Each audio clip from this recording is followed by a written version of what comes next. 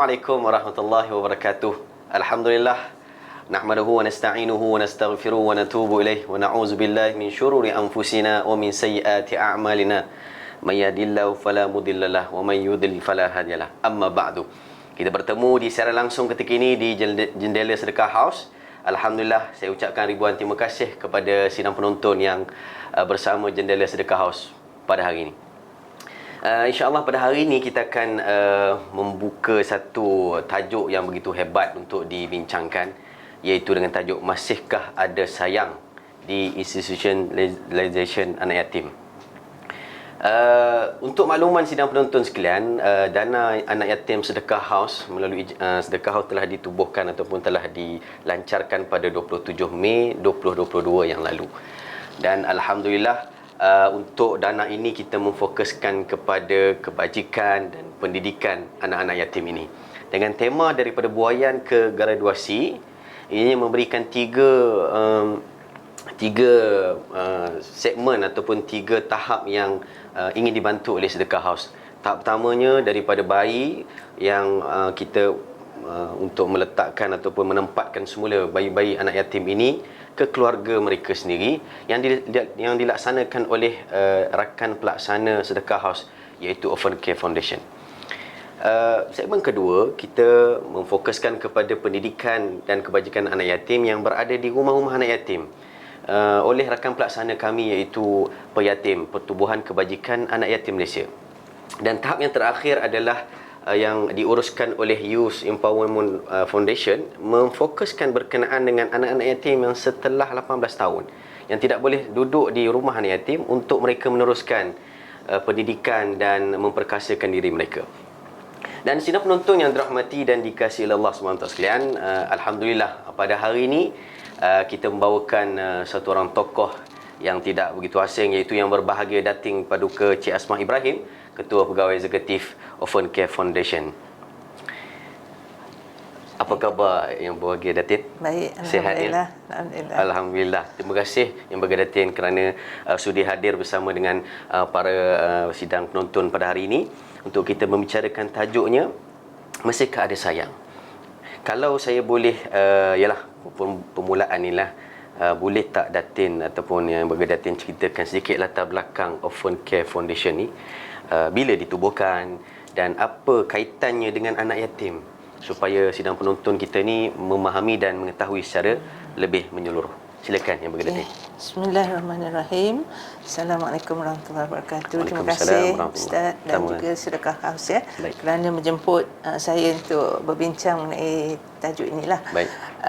Seperti yang ditanya oleh Ustaz tadi, saya nak cerita sikit mengenai latar belakang Orphan Care Foundation.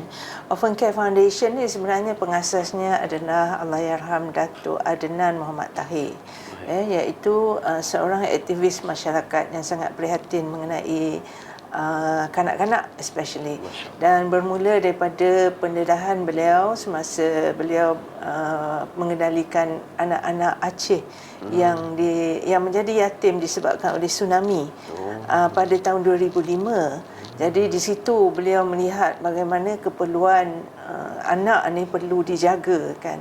Dan kita pun tahu bahawa di dalam Islam pun anak yatim ni perlu dijaga. Baik. Tapi macam mana kita nak jaga?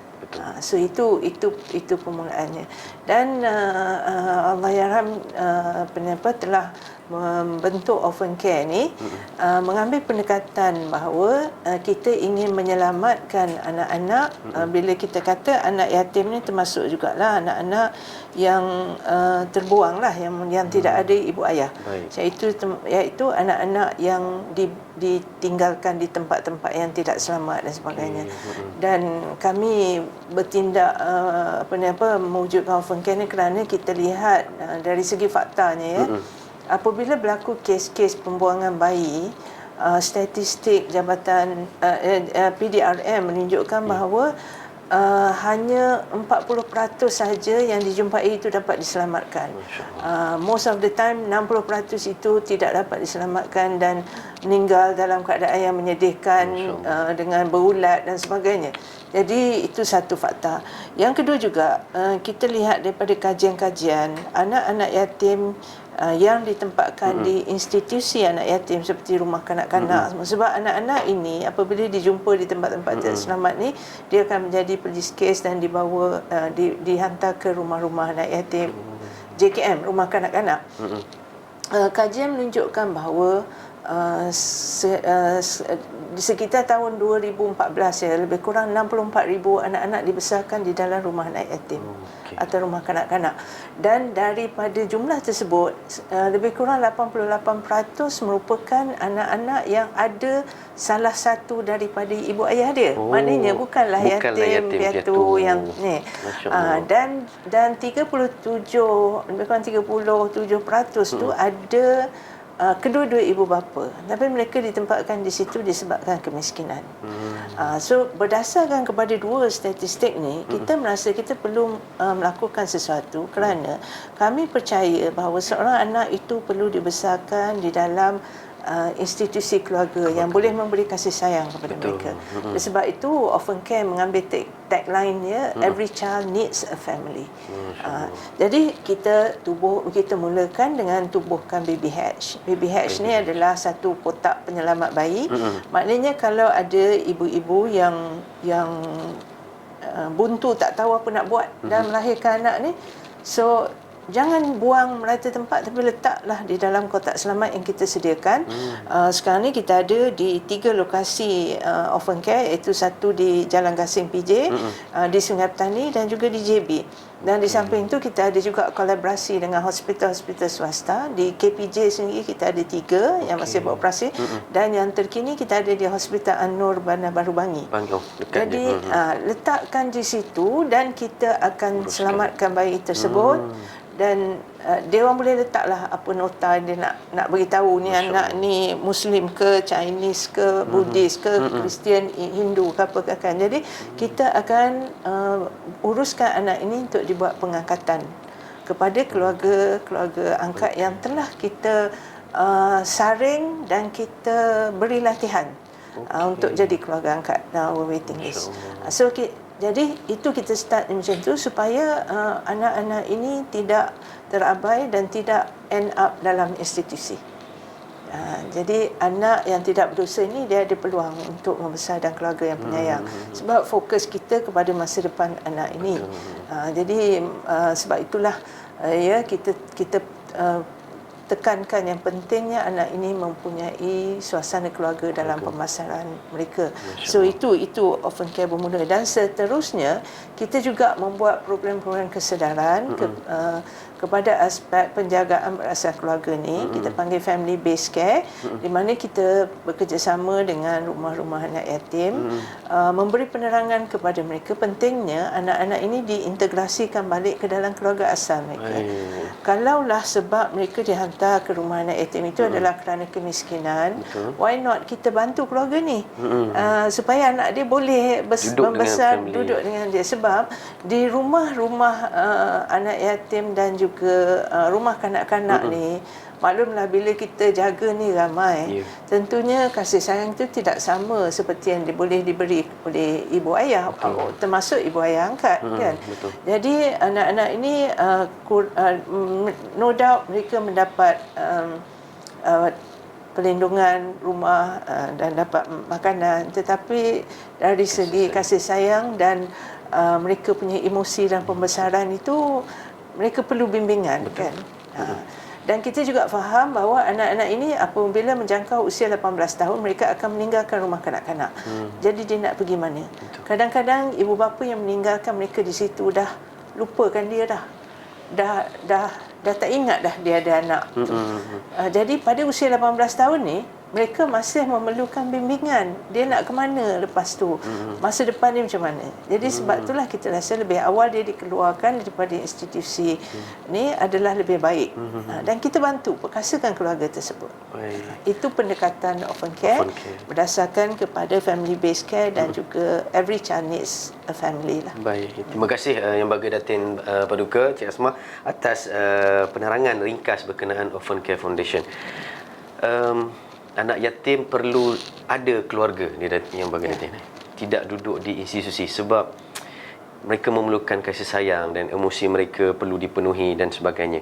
Yang bagi Datin, boleh tak terangkan bagaimana dana sedekah haus yang para penonton ni nak menyumbang ni boleh membantu orphan care untuk memperkasa ataupun menjana kita punya semangat tadi untuk meletakkan anak-anak yatim di keluarga angkat ataupun keluarga dia kembali. Dan kalau boleh ada cerita kisah benar yang mungkin boleh menjadi inspirasi kepada penonton sekalian untuk terus menyumbang ataupun membantu dana anak yatim sedekah sini. Kalau boleh dikongsikan kepada kami, silakan. Seperti apa yang Ustaz tahu kita ni sebuah NGO. Bukan berasaskan keuntungan.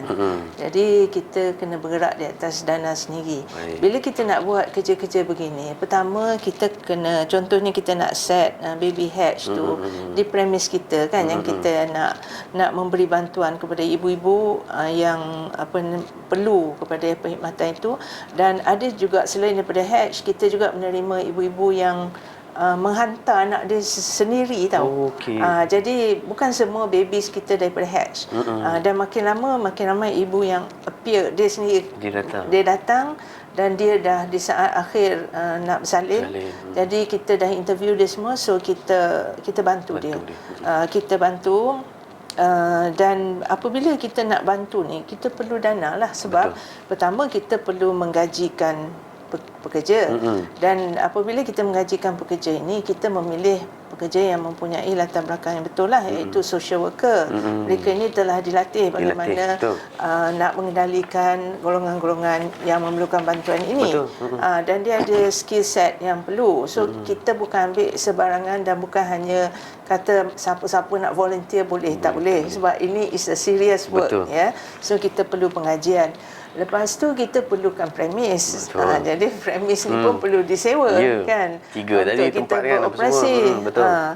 Yang hatch dekat KPJ, dekat hospital swasta An-Nur semua tu, itu tak apa, itu one off cost saja dan selalunya pihak swasta membantu. Jadi operasi seterusnya. Lepas tu pula bila kita nak buat advocacy, kesedaran bahawa anak yatim ni perlu dijaga oleh keluarga. Kita juga perlu staff kan untuk memberi ceramah dan sebagainya. So kita perlu gajikan mereka. Dan bila kita pergi ke institusi untuk mengintegrasikan semula anak-anak ni dengan keluarga, kita perlu membuat assessment kepada keluarga itu, kepada anak itu, nak tahu kesediaan mereka untuk diintegrasikan semula. Sebab nak integrasikan anak daripada institusi dengan keluarga balik, dia ada proses yang perlu dilalui dan ada masa yang perlu diberi. Sebab anak ini for example, dia dah duduk di rumah kanak-kanak tu 4 tahun. So kita nak tune back pemikiran dia bahawa dia akan diserahkan balik kepada keluarga dia. Jadi dia pun kena bersedia, keluarga pun kena bersedia. Memakan masa. Apatah lagi kalau anak-anak ini dah ada history dia ditempatkan di situ disebabkan oleh abusive family ke. Jadi dia ada itu perlukan proses counselling. Jadi kita persediaan tu perlu. Bila dah sedia baru kita integratekan. Lepas tu bila kita dah integrate juga, kita kena tengok pula keperluan keluarga tu. Kalau disebabkan oleh kemiskinan, maknanya kita kena bantu. Kita bantulah keluarga tu. Dan ada bukan satu kerja yang mudah lah sebenarnya. Bukan satu kerja yang mudah. Dan nak buat kerja ni pun memang kena ada proper social worker yang perlu digajikan untuk follow through kes-kes ni. Jadi untuk itu kita perlukan dana. Dan untuk menjawab soalan Ustaz mengenai kisah benar. Kita ada satu kes seorang ibu ni yang telah bercerai kerana suami yang abusive, yang mendera dia dan anak-anak. 4 orang anak. Lepas tu bila dah bercerai, ibu ni tidak ada pendapatan. So dia terdesak, tak tahu apa nak buat, hantar anak dia ke rumah kanak-kanak. Ke institusi anak dia 4 orang. 4 orang. Jadi kita ada lah mendengar luahan hati anak-anak sini betapa sedihnya mereka dipisahkan dari ibu. Ibu mereka dah lah masa pembesaran tu mereka telah lihat bagaimana ibu ni dipukul oleh bapa dia dan sebagainya. So anak-anak ni melalui banyak trauma proses. Satu, dia melihat itu penderaan ibu dia. Lepas tu pula dia dipisahkan dari ibu dia. ada seorang anak perempuan dia mengatakan dia masuk institusi itu, dia menangis sebab rindukan mak, dia kata. Sampai pergi sekolah pun dalam bilik air pun menangis, dia kata. Jadi ibu ni bila tu dia berusaha untuk cari kerja, dia akhirnya dia dapat kerja di tadika ke macam tu. Dia cuba kumpulkan duit dan dia janji dengan anak-anak dia akan ambil balik anak-anak ni untuk duduk bersama. Jadi di situ Orphan Care datang membantu dia. Bantu dan keluarga tu diintegrasikan semula. So anak-anak ni kata tak apalah kalau kami tidur, dia kata rumah pun sempit kan. Jadi as long tidur atas lantai jauh sikit pun tak apa, as long as kami dapat bersama. Jadi kita akan bantu supaya ibu tu dapat pendapatan yang lebih ni, dan kita fokus lebih kepada masa depan anak-anak. So kita tengok pembelajaran mereka, apa bantuan-bantuan yang mereka perlukan. And then pula kalau macam PKP baru ni kan, semua mereka terjejas. Jadi tak ada talian, tak ada handphone nak buat homework, tak ada printer kat rumah. Semua itu semua kita setelah kita buat penilaian, kita bagi bantuan-bantuan tersebut lah, insya-Allah. Jadi alhamdulillah dengan bantuan tersebut mereka dapat catch up lah dengan pendidikan dan dia berada balik dalam keluarga. Alhamdulillah. Sidang penonton yang dirahmati dan dikasihi oleh Allah SWT sekalian, alhamdulillah satu cerita yang saya kira sangat menyayat hati juga, Datina. Maksudnya ada keluarga-keluarga yang memerlukan bantuan di saat memerlukan, dalam keadaan yang mereka bukan nak pun situasi itu tapi dah menghadapi, dan alhamdulillah Orphan Care datang membantu untuk satu lagi kan, kalau saya boleh share juga, selain daripada membantu yang direintegrasikan semula ni, kita juga mengambil pendekatan membuat preventif, di mana keluarga-keluarga yang kita kena pasti berisiko untuk menghantar anak dia ke institusi. Jadi kita bantu dulu. Kita at that point kita intercept dulu, kita buat assessment. Ini kalau kita tak bantu ni memang dia tak ada jalan lain, dia hantar anak ke institusi. Tapi boleh pula dapat maklumat tu, dia pergi. Kita kena be on the ground. Sebab kita NGO insya-Allah we touch base dengan masyarakat di bawah, dan kita bila dapat tu kita tahu, kita assess. Dan kita come up dengan care plan kita 2 tahun dan of course dalam 2 tahun tu every 6 months 3 months kita review. Pegawai sosial kita akan pergi ke rumah dia orang kan, untuk kalau boleh kita nak mereka keluar dari situasi tu. Tapi kita buat every plan kita lebih kurang dalam 2 tahun tu, supaya we have to be flexible kan. Perubahan-perubahan yang berlaku tu kita ambil kira, keperluan-keperluan tambahan, ada yang masa tu perlu, lepas tu tak perlu, kita ambil kira. Dan kita continue untuk memberi psychosocial support kepada mereka. Sebab saya tahu ramai NGO boleh beri bantuan fizikal, bantuan grocery, food bag, semua boleh lah. Tetapi sokongan psikososial ni saya rasa mungkin kami antara beberapa NGO di Malaysia yang memberi penekanan ni lah, sebab pada kita counselling tu is very important. Betul. Terbaik Orphan Care Foundation atas usaha yang dilaksanakan. Sidang penonton yang budiman sekalian, segala sumbangan yang diberikan kepada dana anak yatim sedekah haus, semuanya dia akan masuk ke dana kekal anak yatim, dan 20% daripada sumbangan tersebut akan terus diberikan kepada projek-projek bantuan-bantuan pendidikan kebajikan anak-anak yatim. Khususnya pada hari ini kita membawakan khas yang bahagia Datin Paduka Cik Asma Ibrahim, Ketua Pegawai Eksekutif Orphan Care Foundation, yang menceritakan kepada kita beberapa sebelum ini kes latar belakang Orphan Care Foundation untuk menempatkan semula anak yatim ini kepada keluarga. Kesimpulan dia, kalau saya punya faham adalah anak yatim ni perlu ada keluarga sendiri dan tidak ditempatkan di institusi.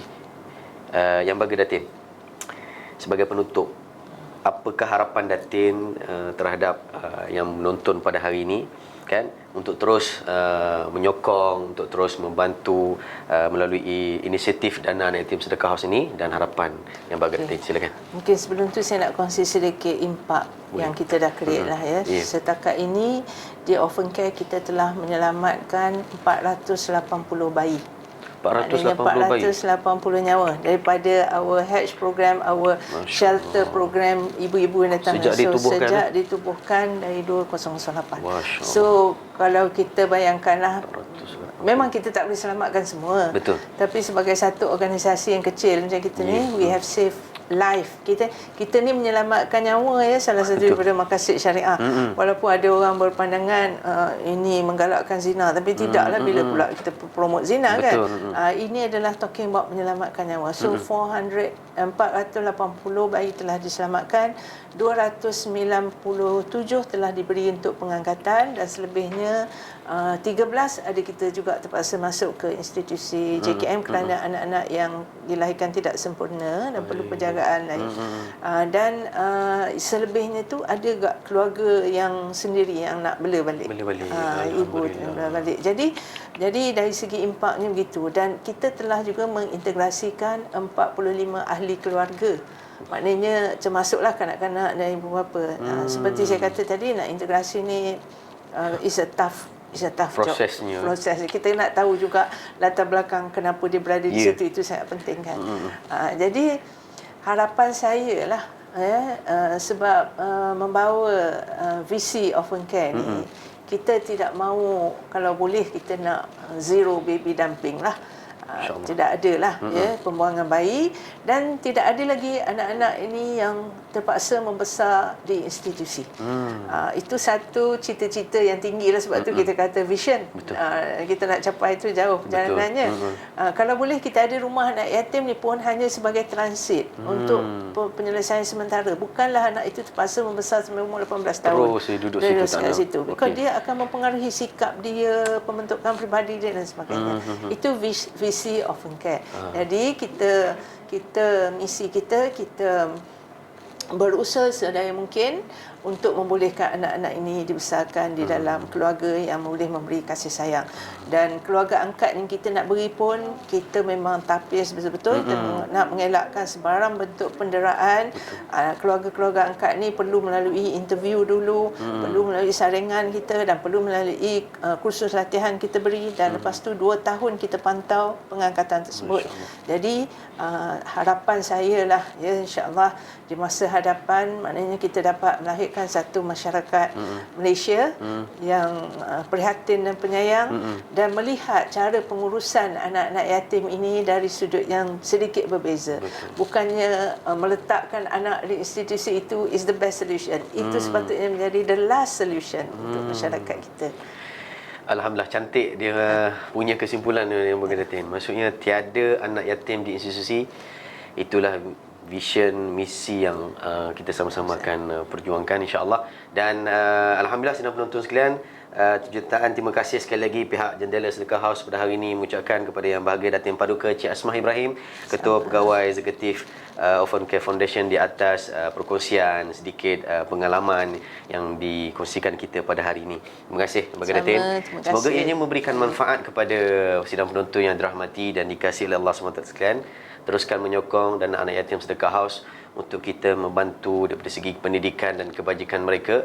Dan yang paling penting, kita nak masyarakat kita lebih penyayang dan lebih prihatin untuk membantu anak yatim, supaya mereka ni tidak ditempatkan di tempat yang tidak sepatutnya dan kembali kepada keluarga mereka. Wallahualam, kita bertemu di lain waktu, insya-Allah. Assalamualaikum warahmatullahi wabarakatuh.